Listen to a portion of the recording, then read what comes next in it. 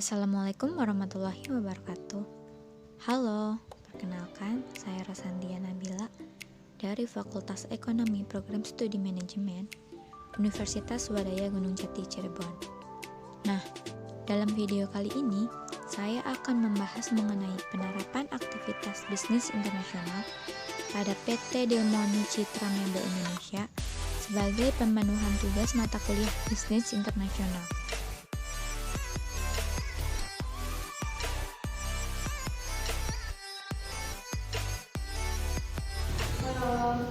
Assalamualaikum warahmatullahi wabarakatuh. Saya Samia Nanda. Di sini saya bersama dengan Bapak Rian selaku manajer HRD dari PT Delmoni Citra Mebel Indonesia. Baik Pak, mohon maaf sebelumnya sedikit memberikan sejarah berdirinya perusahaan ini. Mungkin boleh Bapak ceritakan sedikit mengenai sejarah dari perusahaan ini? Baik, PT Delmoni Citra Mebel Indonesia ya, sebetulnya PT Menteri atau perusahaan lebih dari 15 tahun, dimiliki oleh 28 rektor. Itu dulu dibuka dari satu pabrik kecil di daerah Asing Padat, kemudian terus berkembang jadi pabrik baru 1,8 hektar, terus berkembang sampai saat ini kita bisa punya 2 pabrik baru dengan luas lebih dari 8 hektar. Jadi kami satu perusahaan ini sendiri di Mebel, bukan kota, yang alhamdulillah berkembang dari waktu ke waktu dengan kalau saya boleh kita peningkatan kita setiap tahunnya di angka 40% dari itu. Kemudian dari karyawan berjumlah puluhan sekarang saya pegang ratusan, dan dari mitra puluhan sekarang lebih dari 2000 mitra. Jadi kami satu industri yang tumbuh berkembang bersama masyarakat Cirebon, khususnya Kabupaten Cirebon sekitarnya. Baik, terkait visi dan misi perusahaan itu seperti apa Pak? Ya, misi kami pasti menjadi satu perusahaan mebel rotan nomor 1 di Cirebon, khususnya ataupun di Indonesia pada umumnya. Kemudian visi kami adalah menciptakan produk terbaik untuk mencapai tujuan dan kesejahteraan itu yang lebih baik. Kalau boleh sedikit mengetahui tentang struktur organisasi dari perusahaan ini sendiri. Ya, struktur kami dibuat sangat ringkas, artinya kami menganalisa, kita sebutnya kalau dalam manajemen itu analisa manpower planning atau struktur organisasi, kita buat sangat ringkas, dipimpin oleh seorang direktur, kemudian secara unit dipimpin oleh general manager, dan kita sendiri membawai 4 manajer pokok, satu yang mengusung SDM itu sebutnya manajer HRD yang bertugas mengurus pemasaran namanya manajer marketing, yang ngurus uang manajer keuangan atau accounting. Terakhir, pabrik tidak akan ada jika tidak ada produksi, sehingga ada namanya manajer produksi. Jadi punya lini 23 profesor di bidangnya. Jadi silakan itu sangat panjang, ketan dari bahan baku rotan menjadi satu kursi wilayah pakai itu prosesnya sangat panjang, sehingga manajer produksi memiliki 23 profesor bidang, 340 karyawan. HRD sih sedikit ya, adanya rekrutmen, pelatihan, dan pengertian. Kalau marketing ada namanya sales dan marketing, staff admin pasti staff ekspor impor, mereka berorientasi di ekspor. Kemudian untuk produksi biasanya Terkait karyawan itu, apakah ada kriteria tertentu Pak untuk setiap divisinya? ya, pasti setiap karyawan pasti memiliki satu kompetensi khusus untuk bisa duduk di dalam satu bidang. Untuk di back office pasti pendidikan dan pengalaman harus setara atau tidak nyambung ya, dengan pekerjaannya. Tapi untuk bidang produksi rata-rata dimulai dari pengalaman, dimulai dari pekerjaan paling ringan dulu, nyetir bahan baku, bisa nyetir bahan baku, naik kelas, bisa melakukan garap produk. Bisa garap produk berarti tahu bidang pekerjaan, bisa naik kelas menjadi seorang quality control. Dari quality control, jika dia memiliki komunikasi yang baik, memiliki kemungkinan bisa jadi leader. Jadi setiap orang pasti berdasarkan pendidikan yang setara atau pengalaman kerja yang mendukung, sehingga alhamdulillah di setiap klinik pekerjaan kami dapat dilakukan dengan baik sesuai dengan tugas dan tanggung jawabnya dan target yang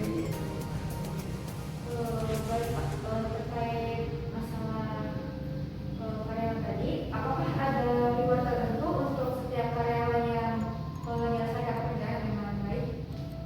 pasti. Jadi salah satu motivasi utama orang bekerja adalah selain adanya punishment, adanya reward. Reward sendiri kita bagi menjadi 3 hal. Yang pertama adanya insentif khusus untuk karyawan berprestasi atau mencapai target itu. Kemudian ada yang namanya CSA atau namanya Corporate Social Responsibility yang diberikan 2 tahun 2 kali, artinya setelah berbarengan dengan THR dan di akhir tahun, yang dimana jumlahnya itu melebihi dari upah, sehingga bisa disebut kami memiliki upah dengan minimal 12 kali upah bulanan, 1 kali THR dan 2 kali bonus. Baik Pak, tadi kan Bapak sudah menceritakan mengenai sejarah, visi, misi, hingga struktur. Mungkin teman-teman di luar sana nih Pak, ini mengetahui produk apa saja sih yang disertakan oleh PT Dirmoni ini? Produk kami utamanya home living, ya, segala perabot yang dibutuhkan untuk satu home living, sebuah keluarga, hotel atau apa. Jadi segmen kami ada 3 untuk rumahan, kemudian untuk perkantoran, dan terakhir untuk inventaris dari satu bangunan yang sifatnya mebel, entah itu kursi, entah itu meja, entah itu aksesoris, bahan kotak, ataupun lemari, ataupun kaca hias. Dengan kata tadi untuk rumahan, perkantoran, dan perhotelan. Terkait produksinya itu sendiri seperti apa ya Pak? Tahapannya? Iya. Tahapannya dimulai dari pemilihan bahan baku yang baik, ya, dikerjakan dengan sesuai dengan SOP dan standar. Masih ada SOP itu artinya panduan kerja untuk bisa menciptakan satu buah produk mebel.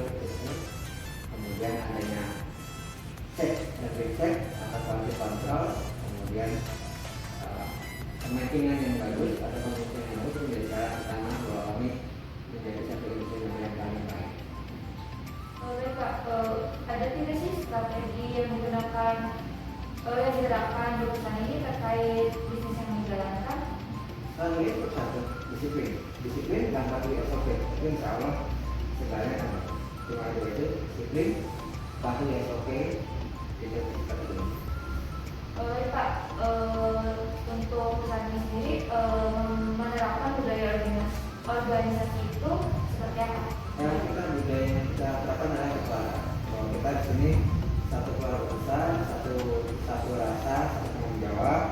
Kita semua memiliki tanggung jawab bersama untuk memberikan pekerjaan terbaik demi PT Dirmoni yang pada akhirnya akan kita bawa sebagai kesejahteraan bagi keluarga.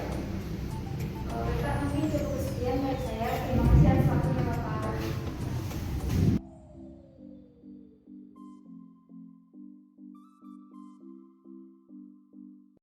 Assalamualaikum warahmatullahi wabarakatuh. Perkenalkan, saya Sandia Nabila dari Universitas Suara Jogja, Produksi Manajemen dari kelas 12. Nah, di sini saya sudah bersama Bapak Hakim. Di sini saya akan membahas seputar aktivitas bisnis internasional yang dilakukan PT Dilmoni Citra Mebel. Ya Pak, mohon maaf Pak, kalau tidak salah, PT Dilmoni ini merupakan salah satu perusahaan yang melakukan kegiatan ekspor. Iya. Nah, negara apa saja sih Pak yang menjadi tujuan ekspor tersebut? Kita negaranya sebagian besar ke Amerika, Ya. ke negara-negara di Eropa juga, terus Asianya ke Jepang, Australia, Afrika, dan Amerika Latin juga. Tapi sudah cukup banyak ya. Nah, bagi saya tentang ekspor, dokumen apa saja yang bisa melakukan kegiatan tersebut? Jadi kita kalau perusahaan sih ada namanya NIB, itu namanya nomor induk perusahaan. NIB, terus untuk kegiatan ekspor impornya sih biasanya dokumennya cuma kayak standar, ada invoice, packing list, terus kan ini ekspor jadi ada PEP, MPP, terus kalau kita lakukan tergantung dari negara tujuannya, dia bakal minta dokumen apa saja itu nanti ada yang bisa, misalkan kalau kita produknya ada kayu, nanti kita ada dokumen sendiri namanya ilegal, legalitas kayu. Terus kalau biasanya kita produknya rotan itu bayar minta juga yang namanya sertifikat fumigasi. Itu buat barang itu aman, jadi aman. Nanti itu namanya kalau untuk pangkatan mana tuh ada namanya shipping dokumen atau nanti mereka yang buat ngurus biar bisa kontainer itu rilis di negara tujuan itu pakai Kalau untuk alat pembayarannya itu menggunakan apa?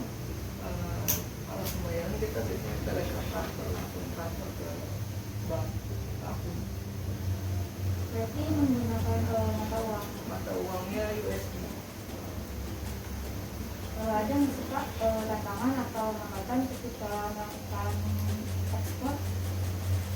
Kalau untuk melakukan ekspor sih nggak ada ya, karena mungkin udah dipermudah juga sekarang. Tapi kendalanya tuh untuk ya sekarang kan lagi pandemi, jadi biasanya kan kita ada namanya pameran di Jakarta. Biasanya tiap tahun sekali tuh ada namanya pameran furniture. Itu lumayan besar dan udah terkenal, lumayan terkenal ya, namanya IFEX, Indonesia Furniture Expo. Jadi banyak yang pameran itu. Cuma sekarang kan lagi pandemi, jadi udah 3 tahun lah kita itu nggak ada berjalan. Nah, strateginya kita kan karena pandemi kayak gini, jadi kita aktivitasnya via email, kita kirim newsletter, kita satu pelanggan, kita buka website yang misalkan di luar ini kan udah ada pameran yang berjalan, kayak di US nya udah iPhone tuh udah bisa berjalan, terus di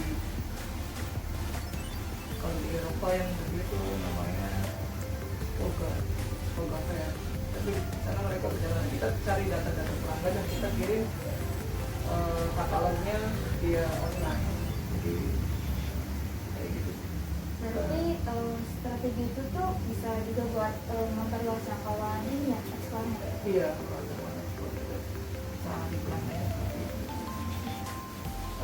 Terus bagaimana sih cara perusahaan menghadapi permasalahan seperti munculnya rasa ketidakpercayaan dari konsumennya? Kita jaga dengan 3 pilar kualitas kalau di Dumuni, namanya kita dengan respon cepat, terus kualitas barang dan pengiriman tepat waktu. Berarti upaya tersebut tuh udah efektif. Iya, cukup ada. Mungkin cukup sekian Pak, terima kasih.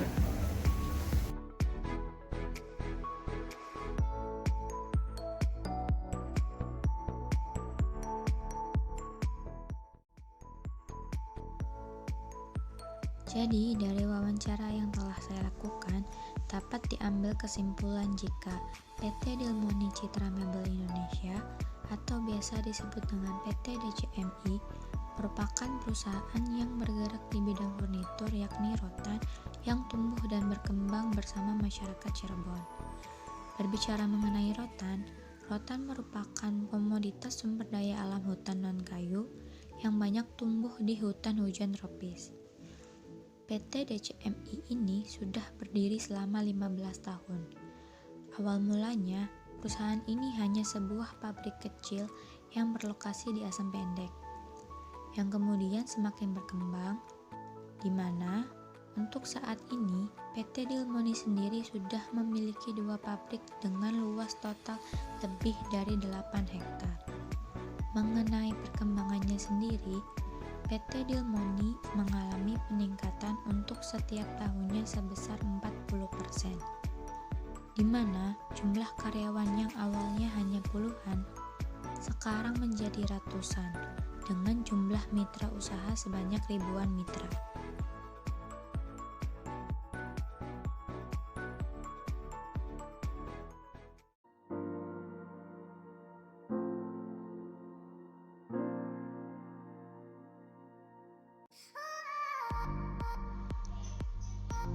PT Dilmoni melakukan aktivitas bisnis internasional ekspor, di mana yang menjadi tujuan ekspor perusahaan ini adalah benua Amerika, benua Eropa, dan untuk benua Asia sendiri diantaranya adalah negara Jepang, di mana ketika ingin melakukan kegiatan ekspor, perusahaan harus mempunyai NIB atau nomor induk berusaha.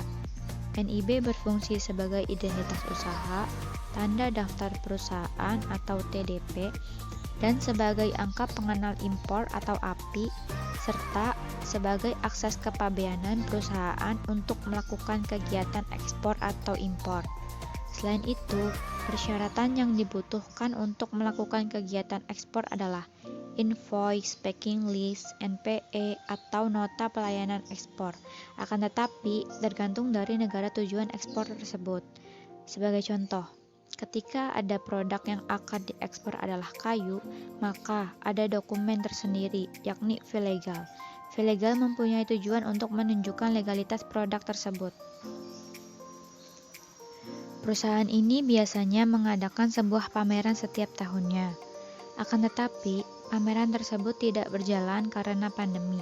Oleh karena itu, PT Dilmoni mensiasatinya dengan mengirimkan email, newsletter kepada para pelanggan yang bersihkan produk-produk atau katalog dari PT Dilmoni, di mana strategi tersebut dapat dijadikan jalan untuk memperluas jangkauan negara yang menjadi tujuan ekspor.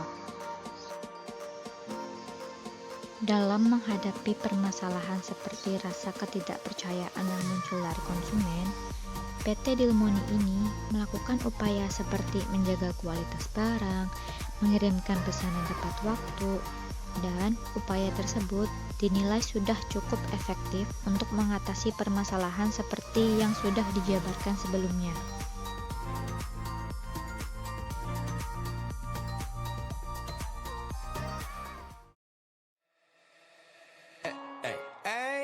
I'm on vacation every single day, cause I love my occupation. Ay, ay, ay, I'm on vacation. If you don't like your life, then you should go and change it. Ay, ay, ay, I'm on vacation every single day, cause I love my occupation. Ay, ay, ay, I'm on vacation every single day, every single day. Every single day, every single day. Single day, every single day. Everybody sour like a lemon tree. I'm just smiling down upon my enemies. Do the shit I love it on a daily. You say you hate your job, but you'll never leave. But that ain't gonna be me, that ain't gonna be me. My brother called me up, said he saw me on TV. I said it wasn't easy, but right now I'm living breezy. Build this engine from the ground up, now my hands they ain't so greasy, feel me? Ay, I'm on vacation every single day, cause I love my occupation. Ay, ay, ay, I'm on vacation every single day, every single day. Every single day, every single day. every single day, every single day.